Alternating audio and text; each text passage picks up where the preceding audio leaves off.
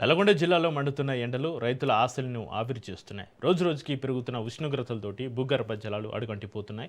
వరి పత్తి పంటలు ఎండిపోతున్నాయి. సాగు సీజన్ ప్రారంభమై 3 నెలలు గడుస్తున్నా వర్షాలు లేక రైతులు ఆందోళన చెందుతున్నారు. మరోవైపు బోరు బావులపైన ఆధారపడుతున్న రైతులకు విద్యుత్ కోతలు మరింత ఇబ్బందిగా మారాయి.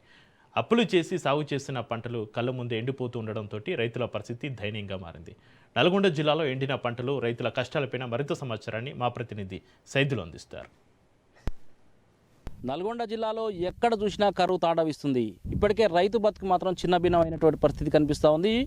జూన్ మొదటి వారంలో కురవాల్సినటువంటి వర్షాలు ఇప్పటికే ఆగస్టు మాసం అయిపోతున్నప్పటికీ కూడా చినుకు జాడలేకపోవడంతో రైతాంగం తలడిల్తా ఉంది. దీనికి సంబంధించి ఇప్పటికే రైతాంగము ఆయకట్టు రైతాంగం మీద ఆధారపడేటువంటి రైతాంగం కావచ్చు, బోర్బావుల పైన ఆధారపడేటువంటి రైతాంగం కావచ్చు, టోటల్గా బోర్బావులపై కరెంటు మీదనే ఆధారపడేటువంటి రైతాంగానికి తీవ్ర అన్యాయం జరుగుతుందనేసి రైతులు ఆరోపణ చేస్తూ ఉన్నారు. నల్గొండ జిల్లా వ్యాప్తంగా కూడా దీనికి సంబంధించి ఇప్పటికే 18 గంటలు కరెంట్ ఇస్తామని రైతాంగానికి చెప్పినటువంటి ప్రభుత్వాలు ఏతున్నాయో ఇప్పటికీ 9 గంటల కరెంటు ఇవ్వడం వల్ల కరెంటు సరిపోక రైతాంగం పూర్తిగా దివాలా తీస్తుందనేసి రైతులు చెప్తా ఉన్నారు. ప్రజెంట్ మనం ఇక్కడ చూస్తున్నాం, కేతపల్లి మండల కేంద్రంలో ఉన్నాము. ఇక్కడ ఇప్పటికే టోటల్ గా బీటలు బారినటువంటి పరిస్థితి కనిపిస్తా ఉంది. పొలాలు వాటర్ ఏదైతే బోరు బావుల పైన ఆధారపడే రైతాంగానికి బోర్లు సరిగా సాలిసారని కరెంటుతో బీటలు బారినటువంటి నేపథ్యం వీరి స్పష్టంగా విజువల్స్ చూడొచ్చు. దీనికి సంబంధించి మనతో పాటు మాట్లాడడానికి రైతులు ఉన్నారు.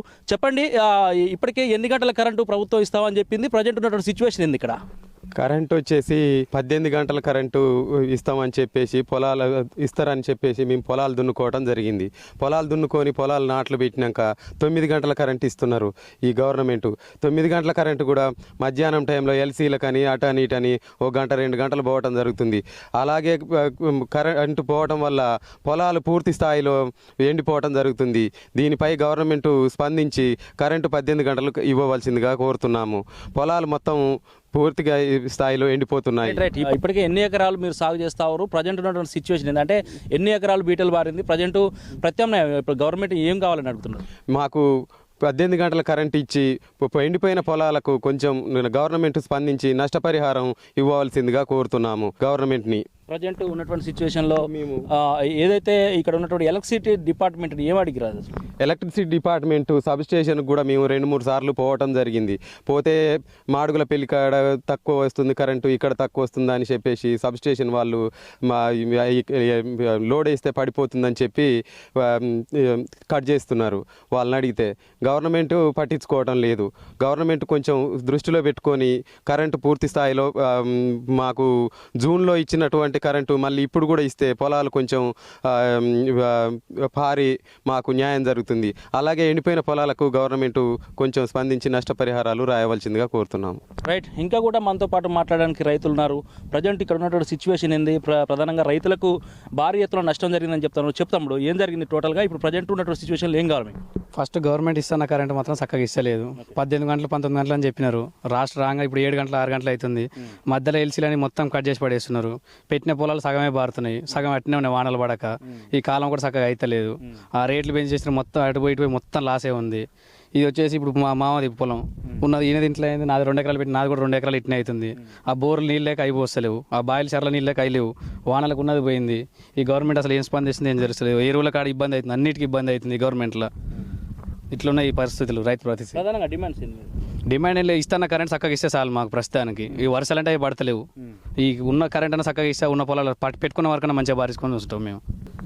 సో రైట్, ఇది నల్గొండ జిల్లాలో ప్రధానంగా వరి సాగు అదేవిధంగా పత్తి సాగు పైన ఎక్కువ ఆధారపడేటువంటి రైతాంగం ఏదైతే ఉందో ఇప్పటికే పూర్తిగా దివాలా తీస్తున్నాం అనేసి రైతులు చెప్తా ఉన్నారు.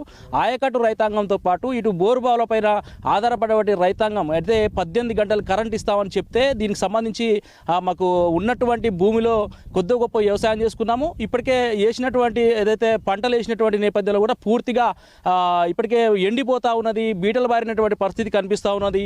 సంబంధిత అధికారులు కావచ్చు, సంబంధిత ఎలక్ట్రిసిటీ డిపార్ట్మెంట్ కావచ్చు, దీనికి సంబంధించి పూర్తిగా కూడా ఒక విధానాలు తీసుకురావాలి, రైతులకు నష్టపరిహారం కట్టించాలి, పూర్తిగా బీటలు బారినటువంటి రైతాంగానికి అంటే ఒక ఎకరాకు 20 నుంచి 30 వేల రూపాయలు ఖర్చు చేస్తూ ఉన్నారు. ట్రాక్టర్ కిరాయిలతో పాటు, అదేవిధంగా పిండి బస్తాలతో పాటు, అదేవిధంగా కరెంటు బిల్లులతో పాటు టోటల్గా వ్యవసాయం పూర్తిగా దివాలా తీస్తుందనేసి రైతులు చెప్తున్నటువంటి పరిస్థితి కనిపిస్తోంది. ఇంకా కూడా పత్తి సాగుకు సంబంధించి కూడా ఒక ఎకరాకు 15,000 రూపాయలు అదనంగా పడతా ఉన్నాయనేసి చెప్తున్నటువంటి నేపథ్యం అయితే నల్గొండ జిల్లాలో కనిపిస్తోంది.